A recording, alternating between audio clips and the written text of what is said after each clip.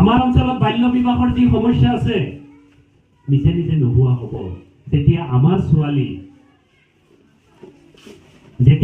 ছোৱালীয়ে নিজক প্ৰতিষ্ঠা কৰিব, আমাৰ ছোৱালীয়ে ডক্টৰ হ'ব, আমাৰ ছোৱালীয়ে ইঞ্জিনিয়াৰ হ'ব, আমাৰ ছোৱালীয়ে বেৰিষ্টাৰ হ'ব, আমাৰ ছোৱালীয়ে মেজিষ্ট্ৰেট হ'ব, আমাৰ ছোৱালী সাহিত্যিক হ'ব, আমাৰ ছোৱালী ইউনিভাৰ্চিটিৰ প্ৰফেচৰ হ'ব, আমাৰ ছোৱালী কলেজৰ প্ৰফেচৰ হ'ব, তেতিয়া আৰু আমাৰ ছোৱালীলৈ সমস্যা নাথাকে।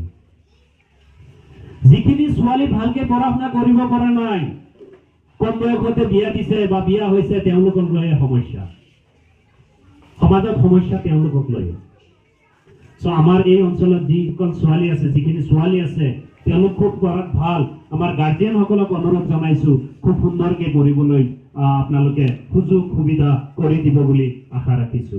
আজিৰ দিনত চৰকাৰী চাকৰি শতকৰা 30টা ছোৱালীৰ কাৰণে ৰিজাৰ্ভেশ্যন আছে। আমাৰ এই অঞ্চলৰ পৰা প্ৰথমবাৰৰ বাবে 3 গৰাকী ছোৱালী অসম পুলিচত চাকৰি পাবলৈ সক্ষম হৈছে। আমাৰ ছাৰৰ তত্ত্বাৱধানত আমি ডিভাইন ট্ৰাষ্টৰ ফালৰ পৰা ইতিমধ্যে প্ৰশিক্ষণ চলাই আছো। আমাৰ ছোৱালী পুলিচত চাকৰি পাবলৈ সক্ষম হৈছে, মাত্ৰ আমাৰ লৰাই নহয়। আমাৰ ছোৱালী আৰ্মিত কিয় যাব নোৱাৰিব? সমাজক দেখাই দিব লাগিব যে নহয়, হাম কিছি সে কম নেহি, আমাৰো কনফিডেন্স আছে, আমিও আগবাঢ়ি যাব পাৰিম। মনত ৰাখিব, আমাৰ অভিভাৱকসকল এটা কথা মনত ৰাখিব, আজিৰ দিনত দিল্লীত যি ধৰণৰ কিতাপ পঢ়াইছে, কেন্দ্ৰীয় বিদ্যালয়ত যি ধৰণৰ কিতাপ পঢ়াইছে, আমাৰ এইখন বিদ্যালয়তো সেম ধৰণৰ কিতাপে পঢ়াইছে। কিয় নোৱাৰিব? আপোনালোকৰ মনত সাহস লাগিব, মনৰ জোৰ লাগিব, আৰু ছোৱালীসকলৰো আশা লাগিব।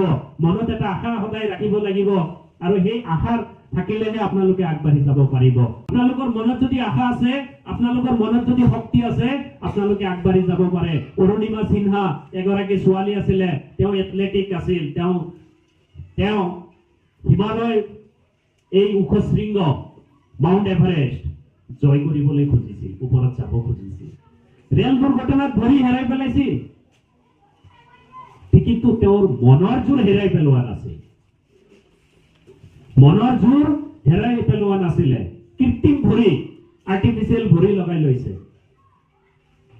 সেই ভৰি লগাই লৈ লাখতি লৈ এদিন তাই হিমালয়ৰ সেই ওখ শৃংগত যাব পাৰিছিল।